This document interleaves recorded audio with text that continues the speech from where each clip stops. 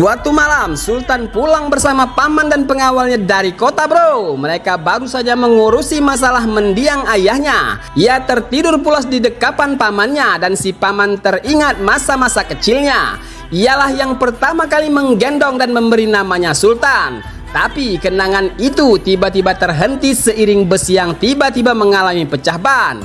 Semua orang pun seketika terbangun. Lalu ada yang menarik pedang dan coba membunuhnya. Sang paman segera berteriak dan menarik tubuhnya, tapi parang itu justru menembus dada kirinya, bro. "Paman!" teriak Sultan seraya mendorong orang itu, bro. Setelahnya sebuah tikaman lain menyasar si paman. Ternyata seisi penumpang bus adalah para pembunuh bayaran yang coba menghabisi Sultan. Sultan pun segera bertindak. Ia mengambil alih mobil itu dan memaksanya berjalan meski dengan kondisi ban yang pecah. Sementara para bandit itu terus mengejar dan melempari mereka dengan bom molotov.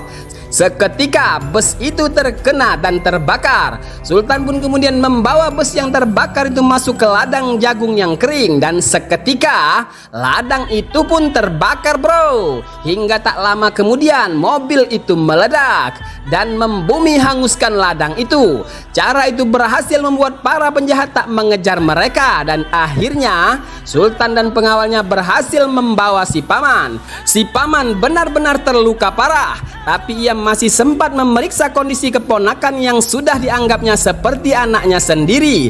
"Ayo kita bawa ke rumah sakit." Mendengar itu si paman meminta Sultan tak mengkhawatirkan dirinya dan tak perlu repot membawanya ke rumah sakit. Katanya dia masih bisa menahan rasa sakit itu. Tapi siapa sangka luka-luka itu mengakhiri nyawanya malam itu.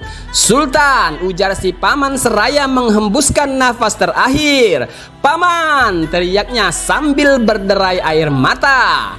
Malam itu Sultan kehilangan pamannya, paman yang sudah seperti ayahnya sendiri. Ia pulang dengan menumpang mobil warga. Ia memanggul pamannya itu, sementara seluruh anggota gengnya meneriaki dan menangis histeris. Ini adalah pukulan kedua bagi Sultan dan kelompok itu setelah sebelumnya mereka kehilangan ayah Sultan, sang pemimpin kelompok, bro.